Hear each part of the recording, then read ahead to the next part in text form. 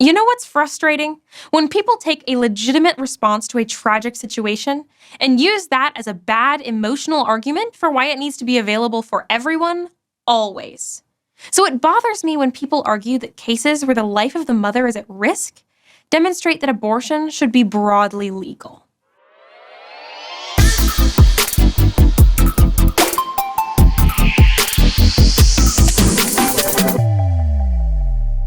There are very few cases where what some people term abortion is the ethically appropriate response. Most notable are cases of ectopic pregnancy, in which the embryo implants somewhere other than the uterus, usually in the fallopian tube. In this case, the embryo will die, before or after rupturing the tube, and this rupture can easily be fatal to the mother. Most pro-life people at least agree that it is appropriate to remove the section of the fallopian tube where the embryo has implanted, which will cause the embryo's death to be sooner, but save the life of the mother. Some pro-life people disagree that this should be called an abortion, because the intention is life-saving rather than killing. They would say it's some other kind of procedure. Other pro-lifers would say that it's appropriate to take more direct action against the embryo, like the use of methotrexate, rather than the indirect approach of removing the fallopian tube, because there isn't an interesting difference between more and less direct procedures when the embryo still dies. Pro-life people can disagree about this and some of the details, and that's fine.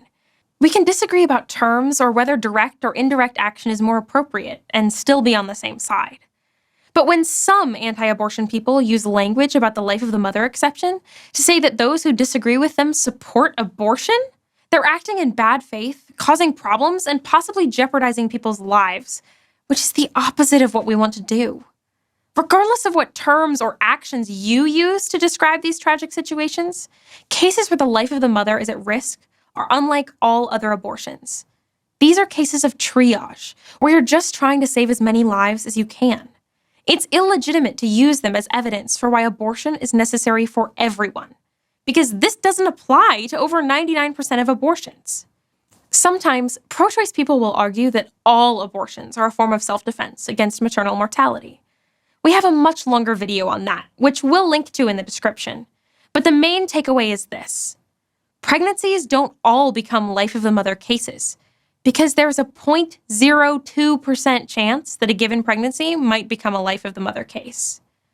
You can't make the argument that it hurts access, that you need abortion facilities open to help women in these situations, that they'll be stigmatized if abortion is banned. Life of the mother cases are handled best at a hospital.